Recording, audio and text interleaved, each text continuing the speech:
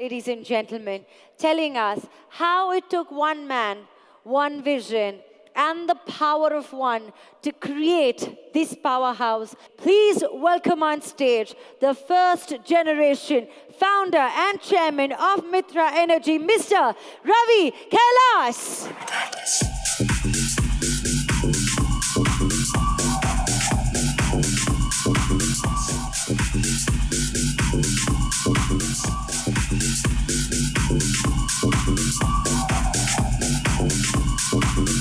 Good evening and welcome to Mytrah's Power of One celebration. It's an absolute joy to stand before you today. To our partners, lenders and investors, thank you for giving Mytrah your vote of confidence. To our employees, past and present, and their families, thank you for the dedication that built this company and for realizing Mytrah's vision every day. To our keynote speaker, Mr. Kailas Satyarthi, thank you for sharing your story of social justice and individual devotion. To our partners who spoke tonight, thank you for your kind and generous words. This gathering tonight is a celebratory pause to take stock of where we are, to look back at where we began, and to reach forward into where we would like to be, the endeavors and aspirations of Mytrah's future. Tonight, I want to tell the story of Mytrah's founding, to illuminate some of the key decisions that went into crafting this company. I will tell this story in 3 segments: reimagine, empower, and advocate. That is a discussion of Mytrah's imaginative entrepreneurial business model, the way that Mytrah empowers a multiplicity of voices, and the creation of the Pravaha Trust, which embodies Mytrah's values of social advocacy and equal opportunity. First pillar, reimagine. Mytrah is the first utility-scale renewable independent power producer in India. I'm even more proud to say that Mytrah is the first startup utilities company that operates like no other in its space. What a leap of faith that our investors took back in 2010. Our business model was conceptually sound, but unprecedented in the industry. We were a startup that was being set up, assuming we could achieve massive scale and longevity. It took 4 months and 300 investor meetings, but we succeeded in raising 320 crores of equity capital. And in the following years, we've increased this to over 1,700 crores of equity to deploy into Mytrah.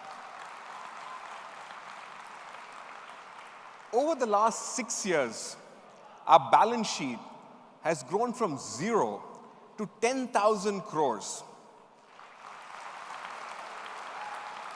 $1.5 billion. My gray hair must have surely helped. As I said, Mytrah is built for the long term. At the same time, it is built with an entrepreneurial and innovating spirit. In a way, that is what makes our model interestingly inverted. Think about Benjamin Button. Benjamin Button is a fictional character that ages backwards, starting life as an old man and ending life as an infant. Mytrah was founded with that same sense of reverse aging. We began by harnessing the wisdom and foresight of age with the aim of maturing into an exuberant entrepreneurial enterprise. We wanted to build something that would last for many generations. To that end, we made decisions that focused on longevity, such as investing in sophisticated processes and governance standards, and building a professional team. At the same time, we continued to nurture a fundamentally entrepreneurial spirit that marked our beginnings. Indeed, Mytrah is an experiment in entrepreneurship, a trust placed in talented, caring people who believe in our mission alongside processes that enable us. Second pillar, empower. The magnitude of Mytrah's success today is owed to a multiplicity of voices. I do not say this lightly. In fact, shortly after Mytrah was listed, I began to think very seriously about the role of the entrepreneur and the lessons I learned throughout my business ventures.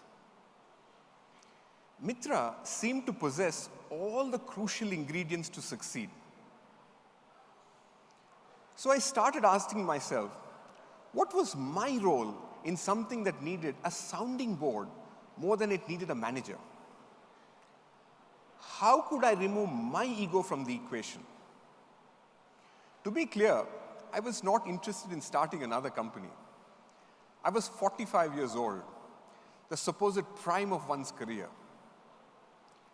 The company had massive potential to scale. For most founding entrepreneurs, including myself, this was a time to be directing one's company, steering the ship. The conclusion I reached with Mytrah was the opposite to every one of these usual intuitions. I recognized that the best thing I could do for Mytrah was to step back and allow for a world-class team we had assembled to take the lead. At Mytrah, the role of an entrepreneur is to enable others, to put the right people in the right places. In November 2011, I stepped back, naming Vikram Managing Director and welcoming Shirish as the CFO of Mytrah. Bob and other senior leaders joined later, completing the terrific team that now leads Mytrah. Let me express this in another way. When people ask me about my role at Mytrah nowadays, I often bring up the pearl analogy. A pearl is a jewel formed with a grain of sand. That grain of sand serves as an initial seed, catalyzing the pearl into being. But once transformed into the final beautiful form of the pearl itself, the seed loses its identity as the initial grain. In fact, the grain of sand is then only significant in its absence. I made a very conscious decision to be a grain of sand for Mytrah. To the company, this has meant collaborative development and new talent. To myself personally, it has meant learning the value of silence. Silence is often underrated, but it's a way of making space for a chorus of voices so that one individual experience does not become a defining constraint. By learning silence, I've also learned so much from those who have spoken up, especially from our leadership team and many of our dedicated employees. Third pillar, advocate. Now I'm going to talk about an aspect of our endeavor that's very near and dear to my heart.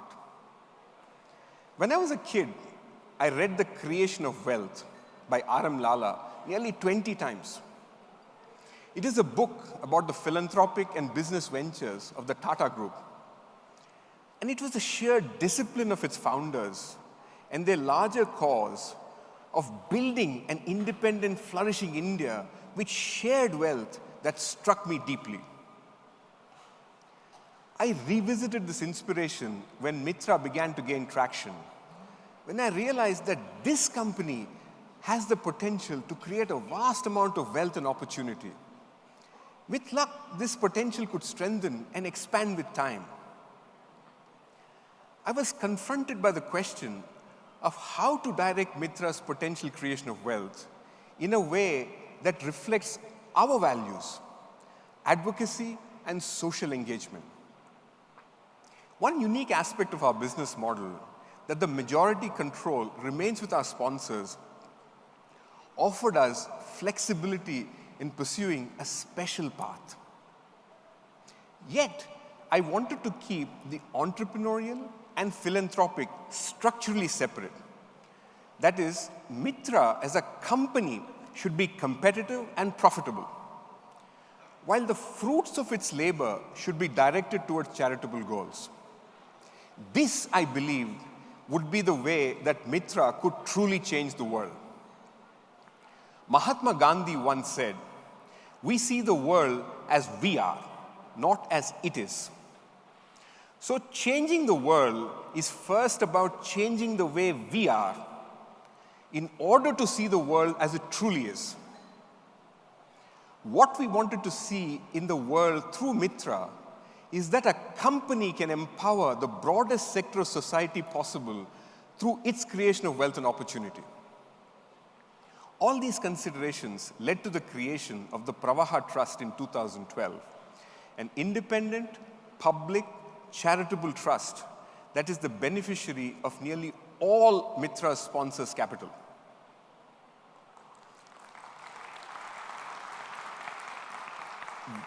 Whereas most trusts utilize some part of a company's income for distribution, the Pravaha Trust is made up of a majority of Mytrah's entire capital base and all of my personal stake in the company.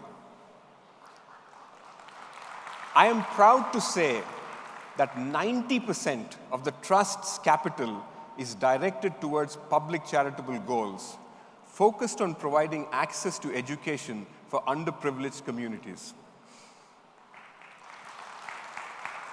If there is one thing I would like each and every one of you to remember from my speech tonight, it is that this greater social initiative is the starting point, the fundamental mission binding us together at Mytrah. Changing the world at Mytrah is about the micro, the individual lives altered by our initiatives, which provide a healthcare worker or a chance to attend university.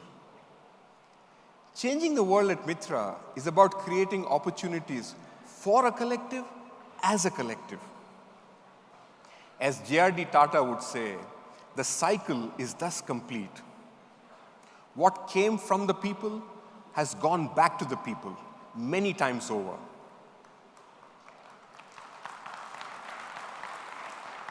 Everything that I have spoken about tonight is meant to give voice to the stories and ideals that went into building this company. This company is built for the long term. We aim to continue as a major player in India, the renewables energy sector, and the world economy as a whole. Yet, as with any venture in life, the outcome remains uncertain. The experiment has yet to stand the test of time. I'd like to close with this thought. Mytrah is still a child. After all, we're only 6 years old. Although there is much to be proud of, I think it's important to keep in mind that we're only crossing the first thresholds of our journey. When you look into a child's eyes, what you see is not the future set in stone, but that child's inner potential. The potential to grow, to create wealth, as well as the opportunity to impact those within Mytrah and outside of Mytrah. For now, what we can do is nurture this child by instilling the right skills and the right values, by attracting the right people to aid in its development, by believing in the child and its potential. As long as we keep to these maxims, then this child will continue to grow into a principled and productive citizen of the world. Thank you. Thank you. Thank you very, very much. Ladies and gentlemen, Mr. Ravi Kailas.